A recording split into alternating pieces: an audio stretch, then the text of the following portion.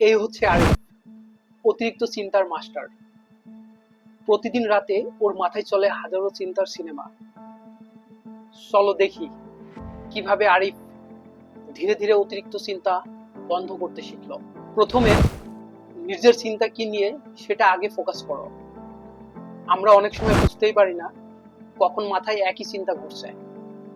যখন মনে হয় তুমি একই কথা বারবার ভাবছো, তখন বলো, আচ্ছা, আমি এখন অতিরিক্ত ভাবছি।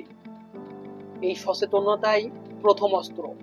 দ্বিতীয়ত, চিন্তা থেকে কাজের দিকে যাও। যদি আমি ফেল করি, ভাবার বদলে বলো, এখন আমি কি করতে পারি।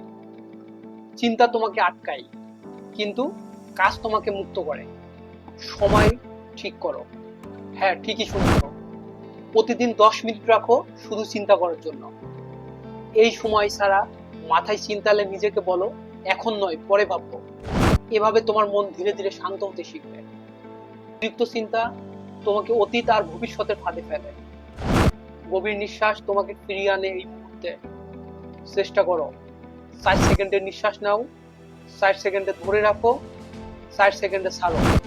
সহজ কিন্তু দারুণ কার্যকর। যা তোমার নিয়ন্ত্রণে নেই সেটা ছেড়ে দাও। জীবনে অনিশ্চয়তা থাকবে, এটাই স্বাভাবিক। যা তুমি পারো সেদিকে মন দাও। তোমার চেষ্টা, মনোভাব আর সিদ্ধান্ত, বাকি জিনিসগুলো সময়কে দাও। মনে রেখো, চিন্তা তোমাকে নিয়ন্ত্রণ করে না, তুমি চিন্তাকে নিয়ন্ত্রণ করো। ধীরে শুরু করো, মনোযোগ রাখো আর শান্তির অনুভূতি উপভোগ করো।